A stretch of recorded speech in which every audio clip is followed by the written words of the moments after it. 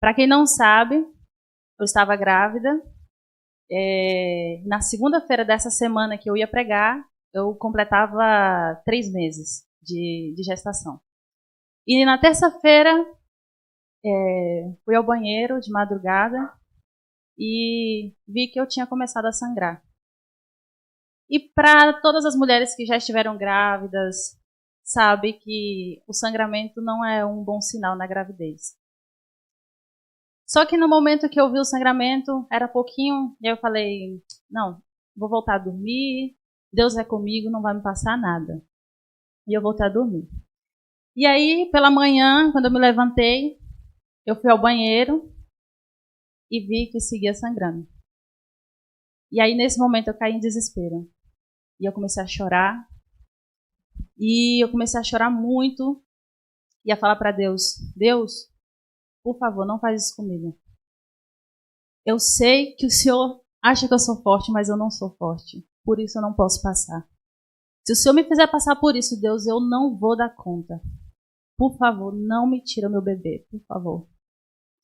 E aí, ao mesmo tempo que eu falava para Deus, eu comecei a falar com o meu bebê e falava, por favor, bebê, não sai de mim agora.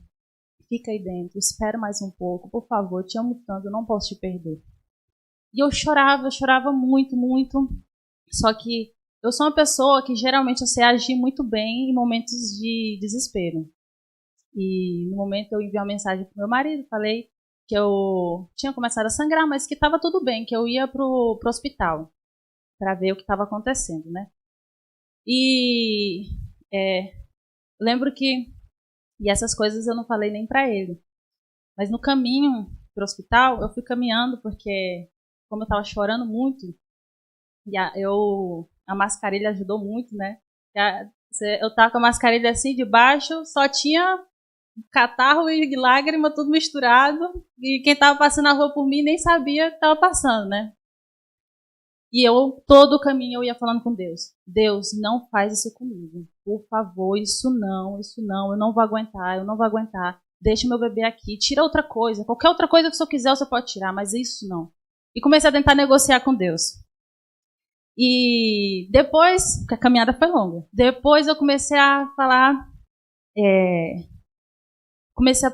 para Deus, Deus, se o Senhor está querendo me usar como profeta para depois um dia contar isso para as pessoas, eu não quero, eu me recuso. Então faz o seguinte, me dá outra prova. E na outra prova eu vou aprender e eu vou falar para as pessoas, mas isso não, Deus, eu não quero falar sobre isso, eu não quero viver isso. Isso não, por favor. Eu me recuso a que o Senhor me use para falar com as pessoas através disso. Eu me recuso. E falava para Deus que eu estava chateada com ele, que eu estava com raiva, que ele estava fazendo aquilo comigo. Por que, Deus? Por que você está fazendo isso comigo? Será que não é suficiente eu estar na igreja todo sábado te servindo e pregando e cantando e dirigindo departamento e acompanhando pessoas? O que eu estou fazendo de errado? Porque você está deixando que a mim me passe isso. Tantas pessoas tiveram filhos esse ano passado. Por que comigo? O que foi que eu fiz de errado?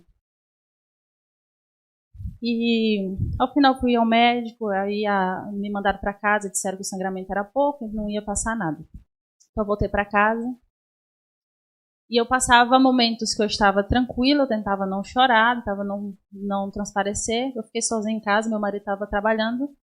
Mas tinha outros momentos que voltava de uma vez aquele sentimento de angústia, de aflição, de que eu não ia dar conta de tudo aquilo. E eu chorava, e eu falava com Deus, e foi um desespero muito grande. E até que eu comecei a falar com Deus assim, Deus, tá, eu confio em Ti, não vai passar nada, o Senhor vai proteger meu bebê, eu não vou ficar com desespero, eu vou entregar nas Tuas mãos, o Senhor sabe de todas as coisas, sabe o que o Senhor faz, e tá tudo bem, Deus, eu tô tranquila, eu vou ficar tranquila. E já tinha outros momentos que eu entrava de novo em desespero e eu falava, Deus, tá bom, peraí, eu vou fazer como Ana, que entregou Samuel. Se o Senhor me der, se eu deixar essa criança aqui comigo, eu já ia fazer isso, mas eu deixo de trabalhar, eu deixo de fazer qualquer coisa, eu deixo de viver para entregar essa criança nas Tuas mãos e fazer com que ela seja um missionário, um pastor, o que seja. E tentei negociar com Deus e tudo. Enfim. Segui sangrando. Na terça-feira, eu tive que ir para o hospital, porque o sangramento tinha aumentado muito, eu sentia muitas dores. E chegando já na porta, eu já estava... eu chorava muito já, mas não era não só pelo bebê, era pelas dores também. E perdi o bebê. E talvez você deve estar se perguntando, por que que você está contando essas coisas tão íntimas e tão pessoal para a gente? O que que eu tenho a ver com o que passou com você? Por que desabafar uma coisa tão triste, tão lamentosa para uma igreja? Tem um escritor que eu gosto muito, que ele se chama C.S. Lewis. Muita gente deve conhecer, ele é um escritor muito famoso, e é o escritor das Crônicas de Nárnia. E ele escreveu um livro que se chama O Problema do Sofrimento. E tem uma frasezinha desse livro que eu quero ler aqui para vocês. Diz assim: Deus sussurra em nossos prazeres, fala em nossa consciência, mas grita em nosso sofrimento. O sofrimento é o megafone de Deus para acordar um mundo surdo. Reparem que quando ele fala da surdez, ele fala da surdez do nosso lado. Mas ela não é uma surdez permanente. Ela é uma surdez que é interrompida com o sofrimento. A voz de Deus ela pode ser ouvida de uma forma mais clara e mais pura nos nossos momentos de sofrimento. Em outro livro, esse escritor também fala que existe um tipo de cristianismo que é o cristianismo água com açúcar. Vocês sabem para que serve água com açúcar, né? Água com açúcar é como um calmante, é um ansiolítico. Geralmente as pessoas usam para se acalmar, né? Bebe água com açúcar quando está muito... E aí dá aquela acalmada. O que é esse cristianismo água com açúcar? É o cristianismo que muitos de nós vivemos hoje. Nós temos ele para nos acalmar, para aliviar a dor momentânea, mas ele não cura. O que acontece? Quando a gente está sofrendo e a gente vai falar com alguém, o que a gente recebe, o que a gente escuta? A pessoa chega e a gente fala, não faz isso não, fica tranquilo, vai dar tudo certo. Vai dar tudo certo. Não chora não. Deus está no controle. Se está acontecendo isso é porque Deus quer. Ele sabe o que Ele está fazendo. E esse cristianismo fala para a gente não viver essa dor, para a gente fechar essa dor dentro da gente e confiar que Deus ele está assim, por cima de todas as coisas, Ele vai cuidar de tudo. E a gente, incluso fala, não sei se algum de vocês já escutaram, mas eu já ouvi isso. Está passando por isso, mas você está passando por isso porque você não está orando. Você está passando por isso porque você não jejua. E aí a gente pega esse problema, guarda ele e fala, não, realmente, eu não tenho que enfrentar isso, eu tenho que deixar isso de mão, começar a orar e jejuar porque Deus está no controle de tudo e Ele vai mudar as coisas. Mas C.S. Lewis ele diz que esse cristianismo ele é tão simplista quanto o ateísmo. Porque a história desse próprio autor é uma história de sofrimento. Ele passou por... Quem conheceu, quem conhece, se alguém tiver interesse um dia de ler, a história dele é uma história muito sofrida. E ele era um ateu convicto. E foi no momento do sofrimento em que ele conheceu a Deus e que ele se converteu e se tornou um dos maiores apologetas da história. Apologeta, para quem não sabe, é aquela pessoa que se dedica a defender o evangelho. E ele defende o evangelho para pessoas ateias. Defendia, né? Porque ele já não está mais entre a gente.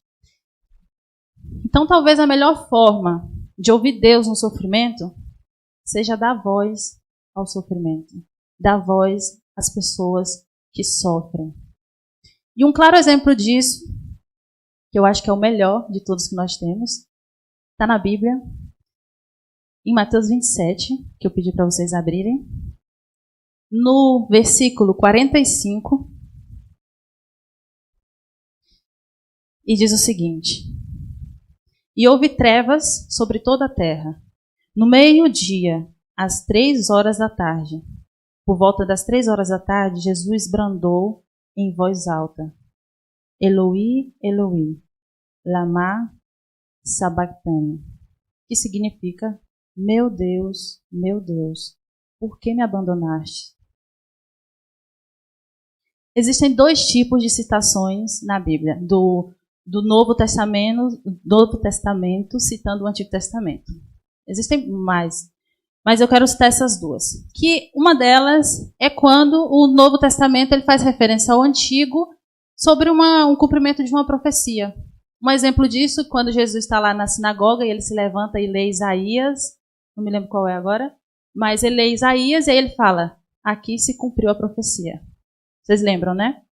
Pois, isso é um tipo de citação. O Novo Testamento está citando o Antigo para dizer que está se cumprindo uma profecia. Mas existe um outro tipo de citação, que é uma que inclusive a gente usa muito, que é quando você faz uma citação de um versículo aderindo não somente o que a pessoa está falando, mas o contexto e o sentimento que aquele versículo traz. Por exemplo, a gente faz muito isso. Se a gente está tendo algum tipo de aflição, alguma coisa assim, a gente fala: não, o Senhor é meu pastor e nada me faltará. Eu não vou ficar com medo disso, não. Sabe? Você pega o versículo e você usa na sua situação. Quando Jesus ele está lá na cruz e ele fala: meu Deus, por que me abandonaste? Ele não está fazendo uma citação da primeira que eu comentei. Ele não está citando uma profecia que se cumpriu. Ele está fazendo a segunda citação. Ele está se apoderando do sentimento de quem escreveu aquele versículo. Abre comigo em Salmos 22, no versículo 1.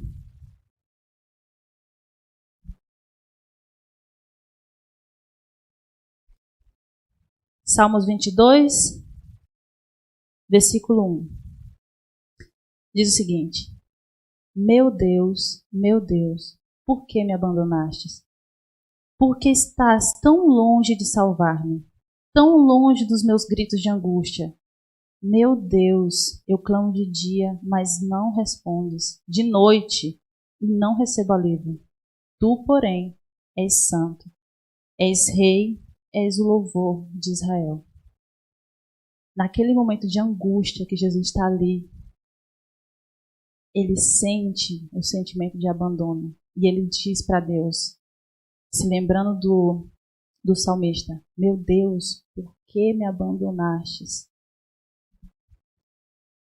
Você já parou para pensar que a lamentação é algo muito presente na Bíblia? Incluso tem um livro na Bíblia que se chama Lamentação. E se você for ler o livro de Lamentação, você não vai sair de lá aliviado. Porque é um livro doloroso, é um livro forte, é um livro que você lê e você tem vontade de ficar lá nas lágrimas, lá no chão, junto com quem escreveu.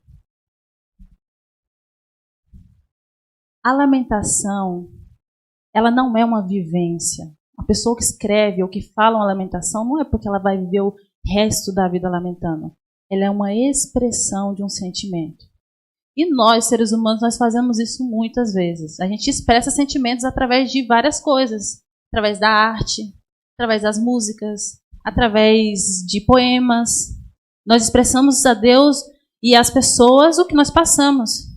E a lamentação nada mais é que isso. A expressão de um sofrimento, de uma dor, de um questionamento. O que acontece é que muitas vezes nós somos ensinados a não lamentar. Sabe por quê?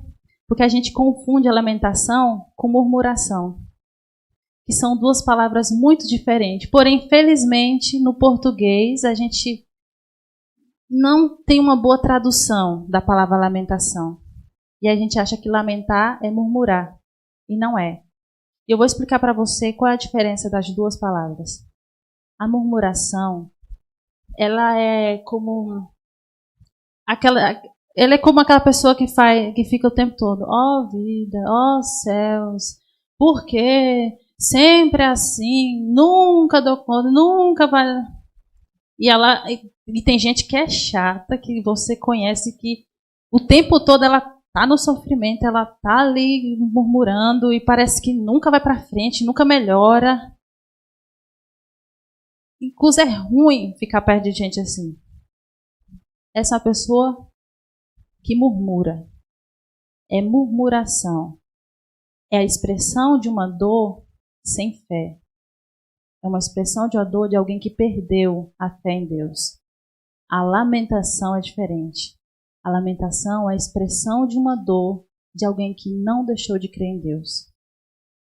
Uma pessoa que murmura é uma pessoa que ela expressa o sofrimento dela a Deus, ela expressa o que ela está passando a Deus e ela diz: porque o Senhor fez isso, porque o Senhor me tirou meu filho, porque o Senhor me tirou meu pai, porque o Senhor me tirou meu esposo, porque o Senhor me tirou meus avós, porque o Senhor não me deu esse trabalho, eu também agora não quero mais saber de igreja.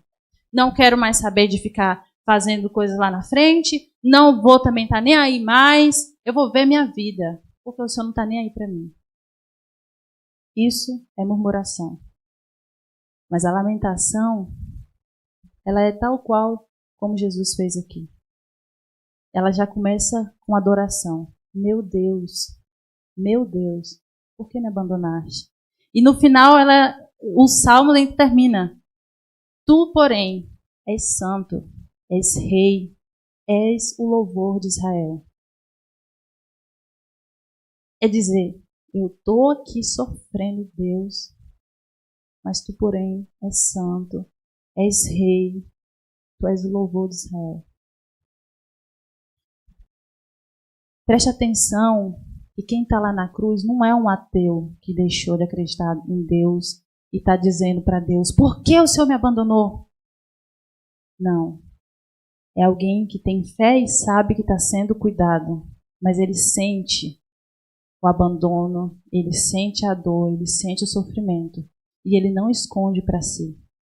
Ele externaliza isso em uma lamentação.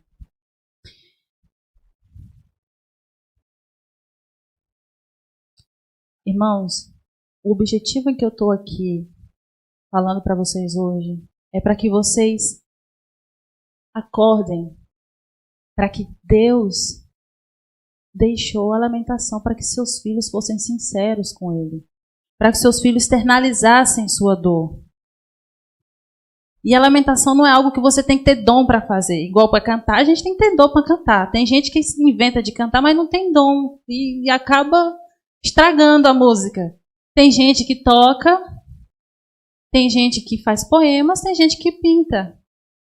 E quem não tem dom nenhum, lamenta falando, expressando para Deus a dor.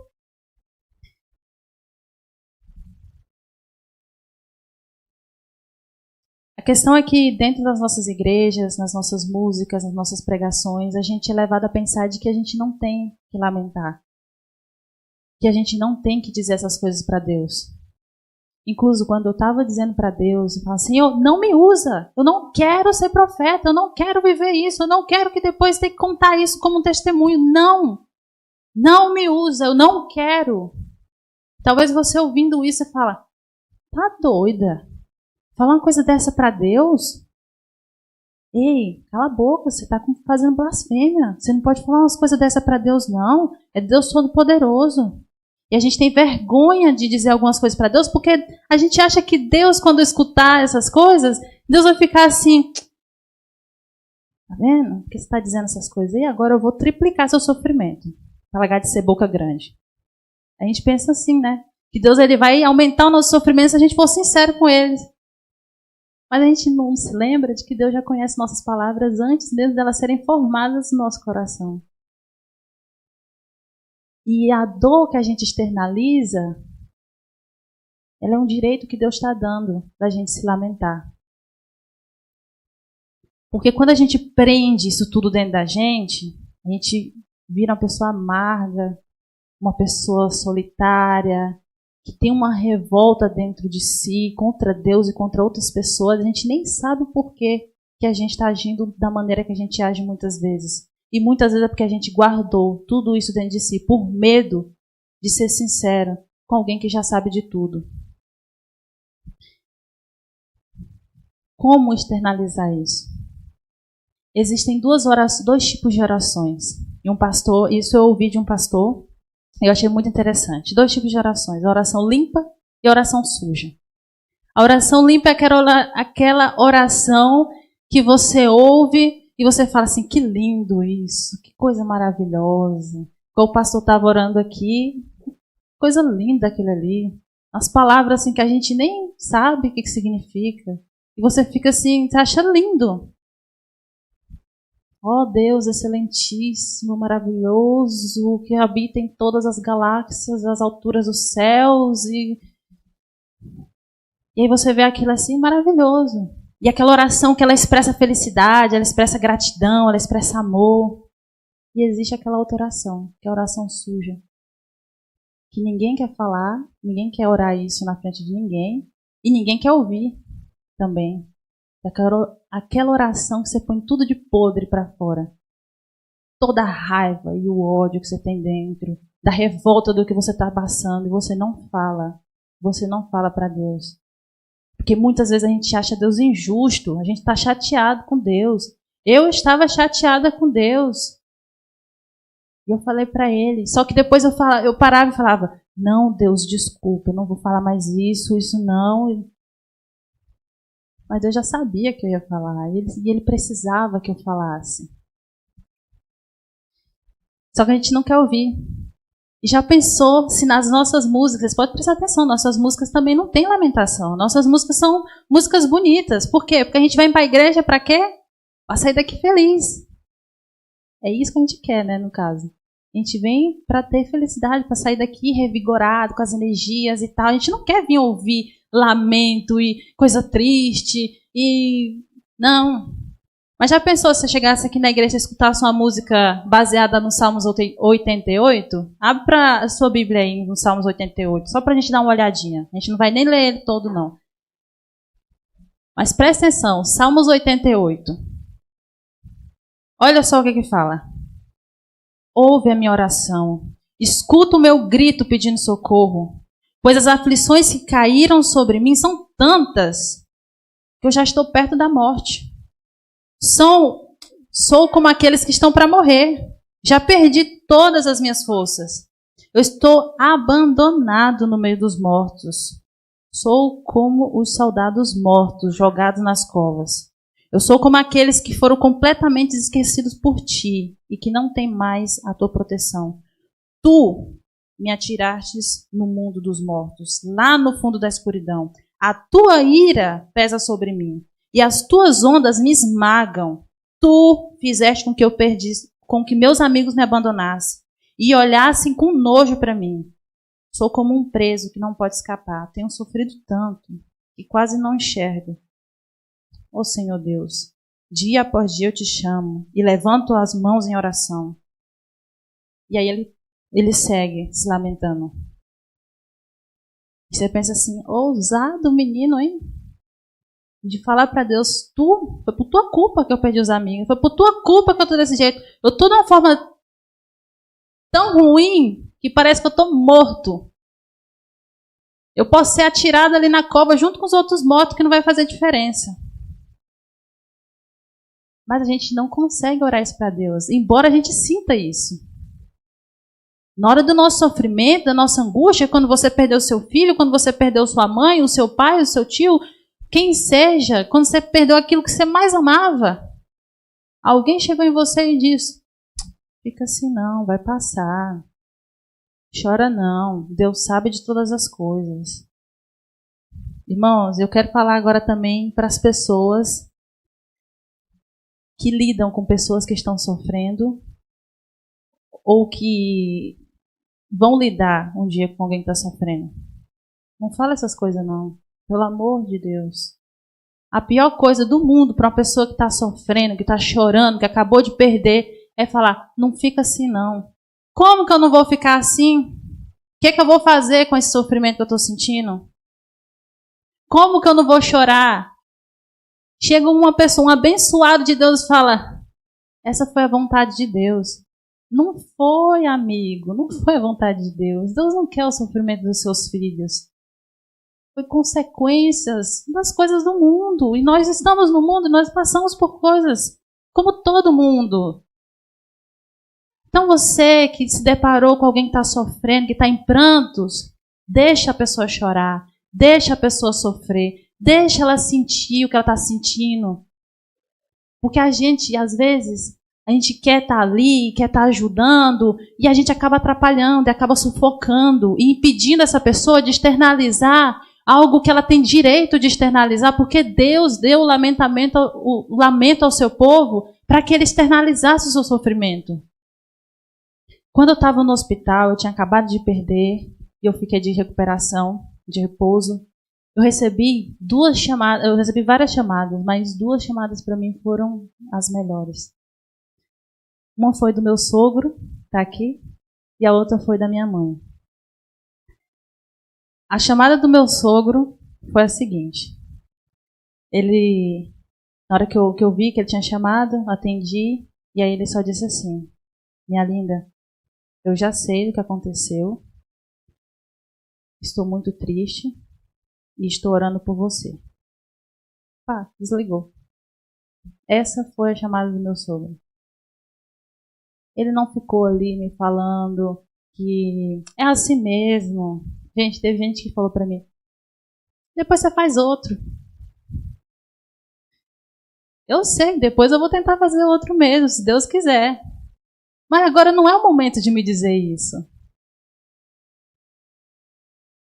Meu sogro falou aquilo pra mim, foi ótimo, me deu paz. Eu desliguei e já está. Eu sabia que ele já sabia, ele não me fez ter que contar tudo de novo. Porque às vezes dói você ter que repetir o que você passou, porque você revive o sentimento.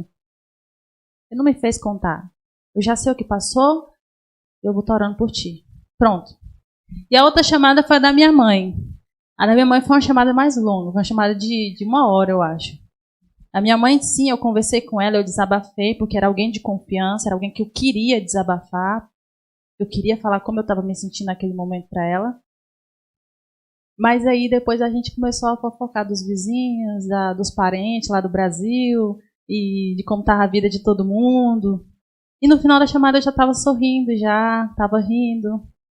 E aquilo foi muito bom, porque ela me entreteu. Ela tirou um pouquinho, sabe, daquela zona que eu estava ali sozinha, porque agora, com tudo isso do Covid, você não pode estar com acompanhante, então eu tive que ficar o tempo todo sozinha.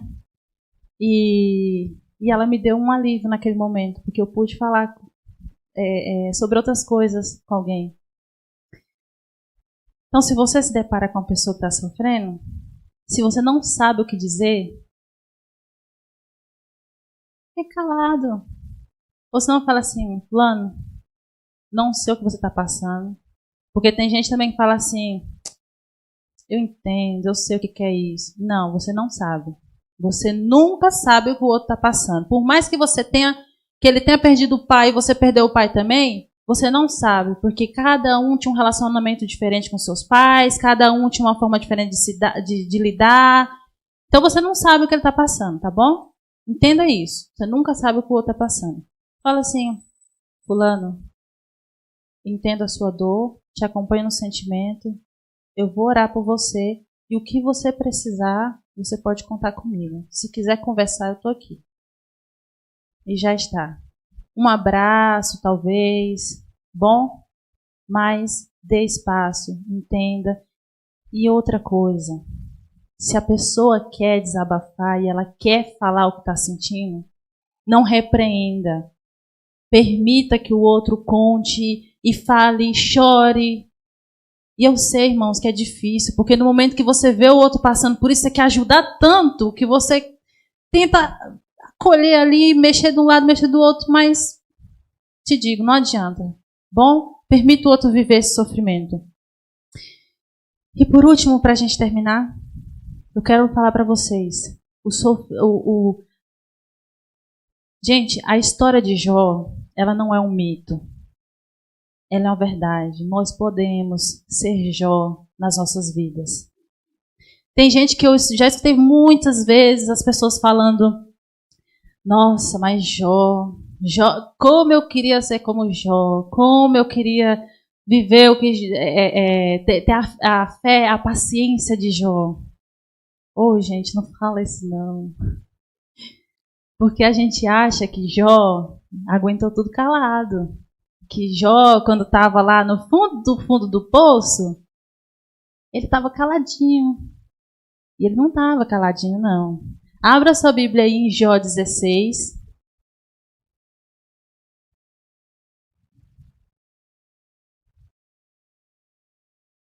Jó capítulo 16.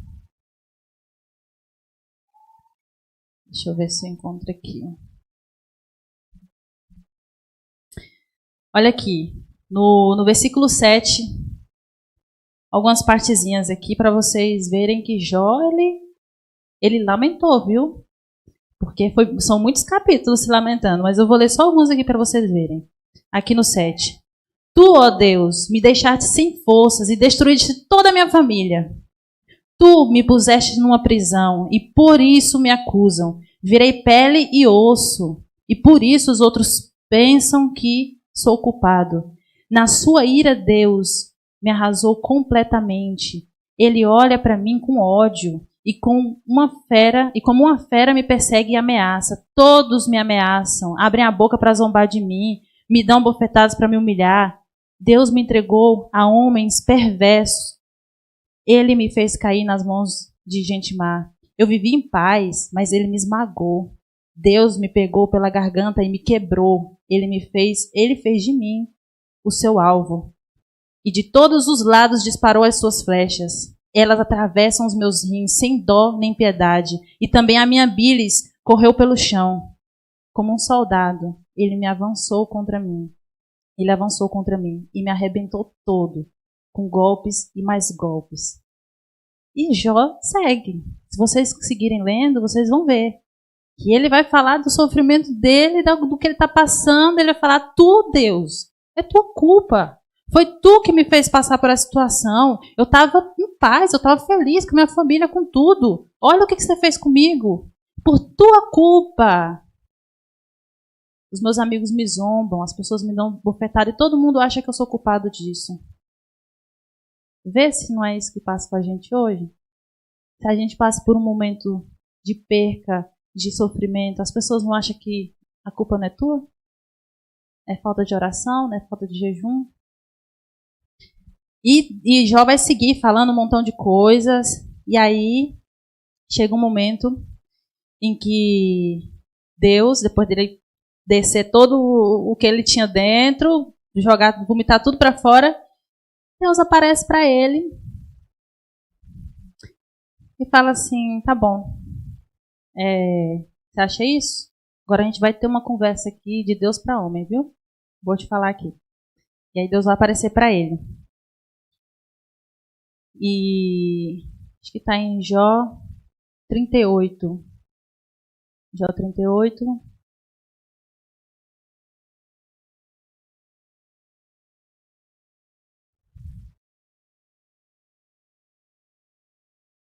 E aí Deus aparece para ele. Aí você acha assim: não, Deus vai aparecer e vai explicar para ele por que ele está passando por isso, né? Porque é o óbvio, né? A gente quer explicação quando a gente está no sofrimento. Mas Deus aparece numa tempestade, que não é muito comum na Bíblia, Deus aparecer assim. E ele começa a fazer um monte de perguntas para Jó. Aquelas típicas perguntas que uma criança faz para os pais. Quantas estrelas tem no céu? Por quê? Por quê? Por quê? Aquele tanto de porquê. E Deus vai falar uma coisa. E vai falar: quando eu formei o mar, você estava lá? Quando eu fiz isso, aquilo, você fez isso? Você não sei o quê? Você viu quando eu criei o jacaré? Você viu quando eu fazia isso? E começa a falar um monte de perguntas, né? E aí Jó, mais pra frente, vai e diz: tá bom, Senhor, tô entendendo. Então ele: não, peraí, fica caladinho aí que eu vou terminar. E vai e segue. E fala, e fala, e fala. E aí vocês querem ver qual é a resposta de Jó? Jó 42. Jó 42. Eu não tenho um seguro, mas eu creio que sim. Aí Jó vai falar: eu reconheço que para ti nada é impossível e que nenhum dos teus planos pode ser impedido. Tu me perguntaste como me atrevi a pôr em dúvida a tua sabedoria, visto que sou tão ignorante. e que falei de coisas que eu não compreendia. Coisas que eram maravilhosas demais para mim e que eu não podia entender. Tu me mandastes escutar o que estavas dizendo e responder às tuas perguntas. Antes eu te conhecia só por ouvir, mas agora eu te vejo com os meus próprios olhos. Por isso estou envergonhado de tudo que eu disse e me arrependo sentado aqui no chão, num monte de cinzas. Jó entendeu que ele não precisava de respostas para o que estava passando. Ele entendeu que Deus, ele estava no controle de tudo. Essa é a lamentação. É quando você, depois de ter exposto tudo para Deus, ainda que você teve a ousadia de colocar toda a culpa nele, Deus está ali te ouvindo e fala, fala filho, pode falar. Vai e joga tudo para fora.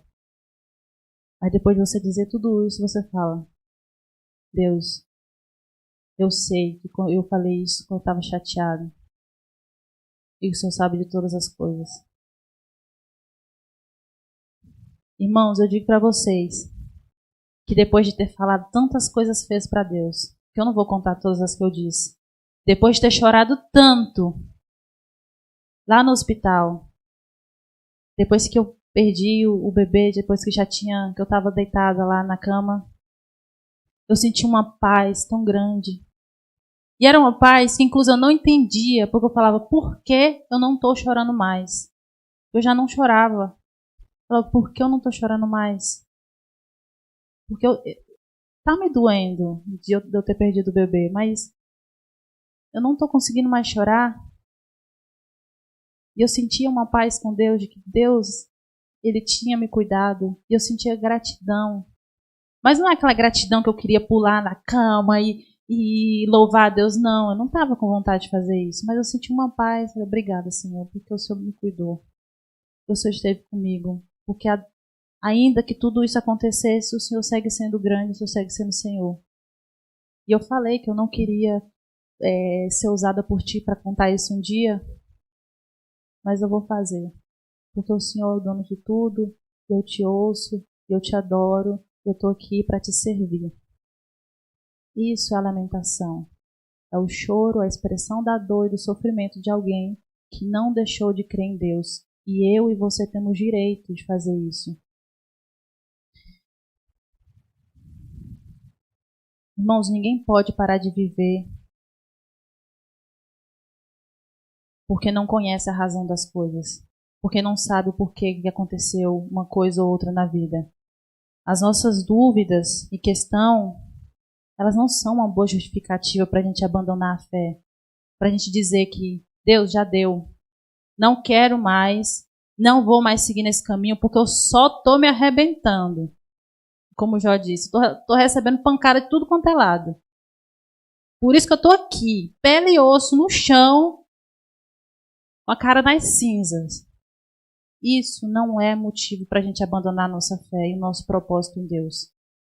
A gente tem o direito de expressar esse sofrimento, mas não nos dá o direito de abandonar a nossa fé. E Deus nos deu a lamentação para a gente ir diante dele e colocar todas as nossas questões. Talvez a gente nunca vai saber o motivo pela qual a gente sofre. Mas como é bom saber que existe um Deus que ouve as nossas questões, que ouve o nosso sofrimento, com qualquer palavra que a gente quiser expressar. E que é um Deus que não tem a mão pesada para multiplicar esse sofrimento porque você está expressando ele. E eu te digo que se você resolve lamentar, talvez você saia desse momento que você vai ter com Deus como Ana. Ana, ela saiu, ela foi ali ao templo e ela chorou tanto que o sacerdote achou que ela estava bêbada, né? E no versículo da história dela fala que quando ela saiu de lá, o rosto dela era diferente, o semblante era diferente.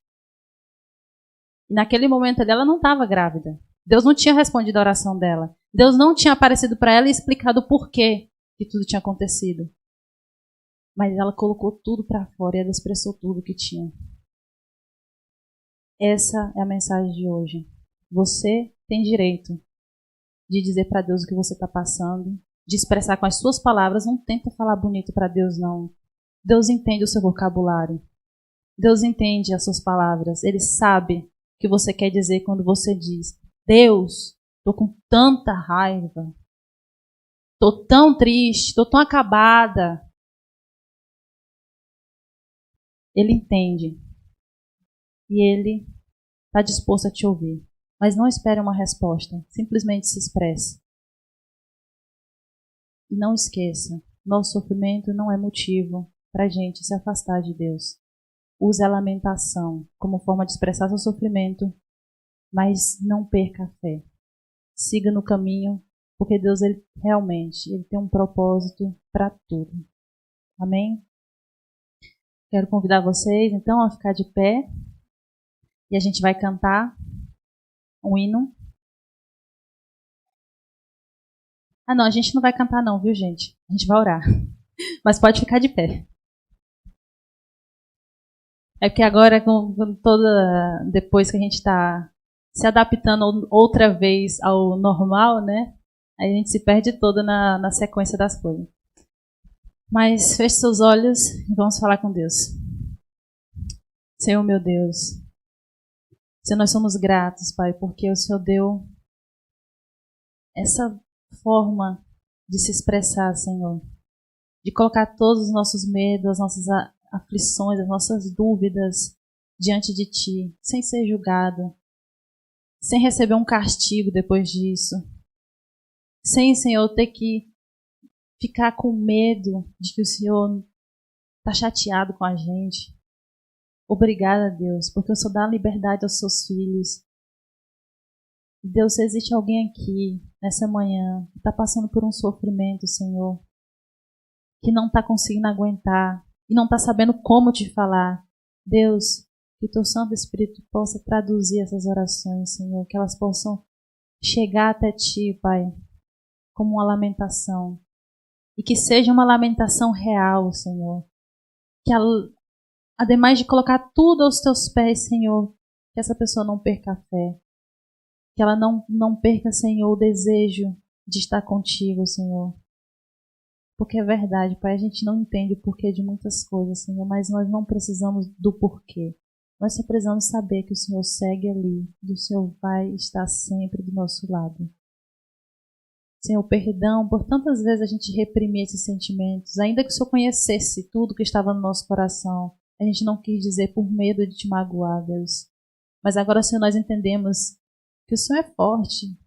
O Senhor pode com todas as nossas palavras. O Senhor já conhece elas.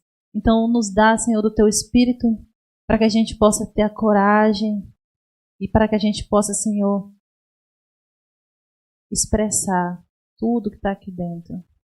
Obrigada mais uma vez, Senhor. Te agradecemos também pelo Teu Filho Jesus, porque até nisso Ele foi exemplo. São essas bênçãos que nós pedimos e te agradecemos, Senhor, não por ter algum mérito, mas é em nome do Teu Filho Jesus. Amém.